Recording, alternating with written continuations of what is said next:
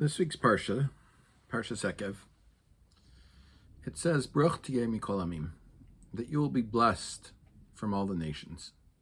Meaning you will be blessed, the simplest meaning is you will be blessed more than the other nations of the world.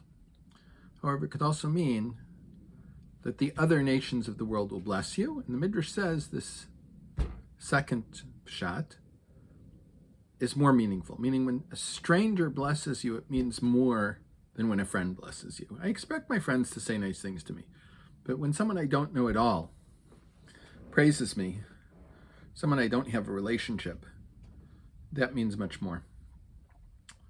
When Reb Shneur Zalman of Vladi was an old man, he was visiting a town, and there is a house that caught on fire.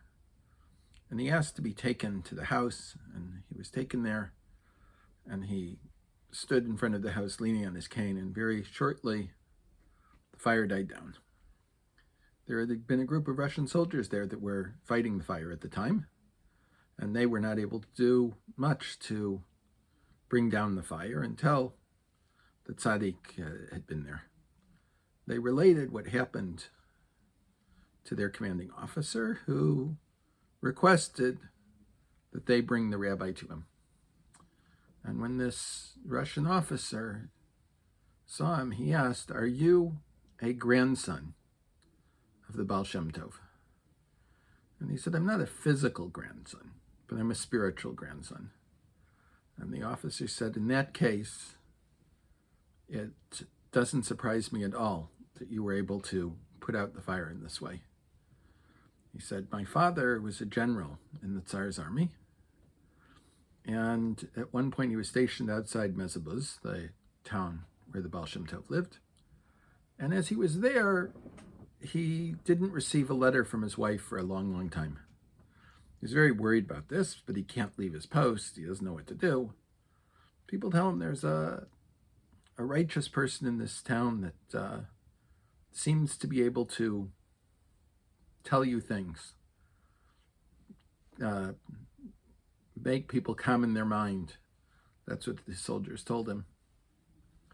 So he sent a letter requesting a visit with the Baal Shem Tov, and he received a negative reply. He sends another letter, receives a negative reply.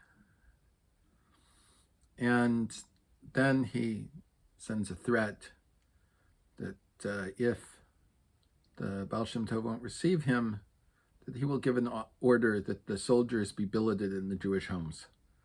And it was spring before Pesach. It would cause great problems. So under this threat, the Baal Shem Tov agreed to see him. And when he goes, he takes his aide-de-camp with him.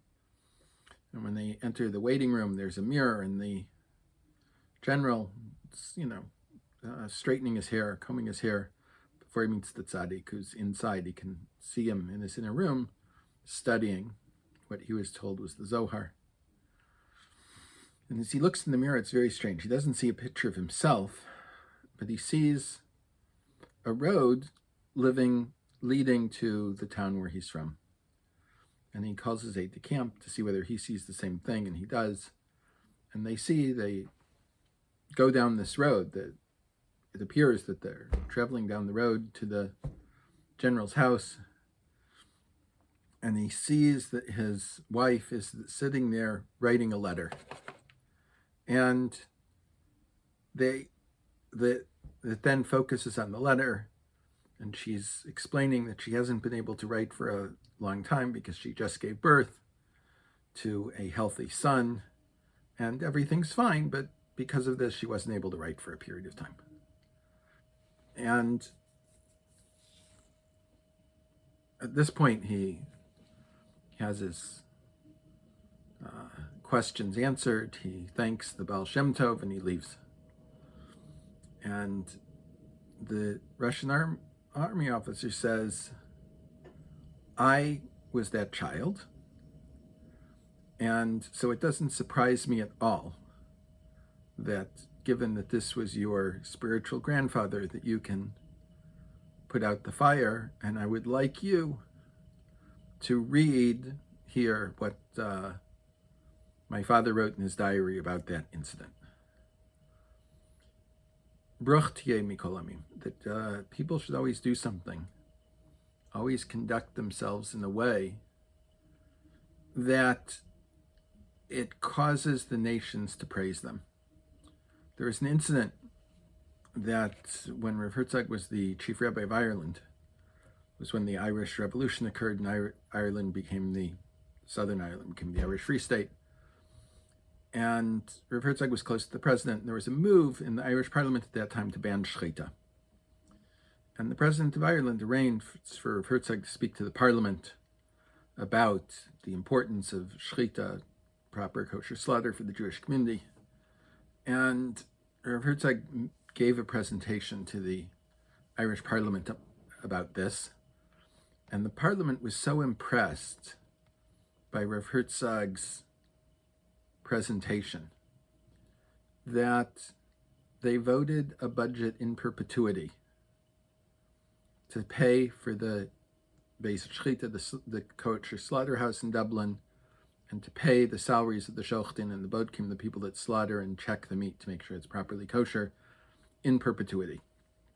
Still exists that way. Meat in the Irish Free State all comes from this Beis Shechita, where it's paid for by the government. They don't allow export. It's for the Jews of Ireland, not for other people that they do it. But that still exists. And when Chaim Herzog, the son of Rav Herzog, when he was president of the State of Israel, visited Ireland, he was very much remembered. And the house, his father's house in Ireland, has become a national monument. And it was also true when Yitzhak Herzog, the current president of Israel, visited Ireland, that also he was received, and there are still, 100 years later almost, very warm memories among the Irish of Rav Herzog as the chief rabbi of Ireland. One should, again, always conduct themselves so bruch tiyeh mikol amim, that all of the nations will want to bless you. Everyone should have a wonderful, blessed, Mevorach Shabbos.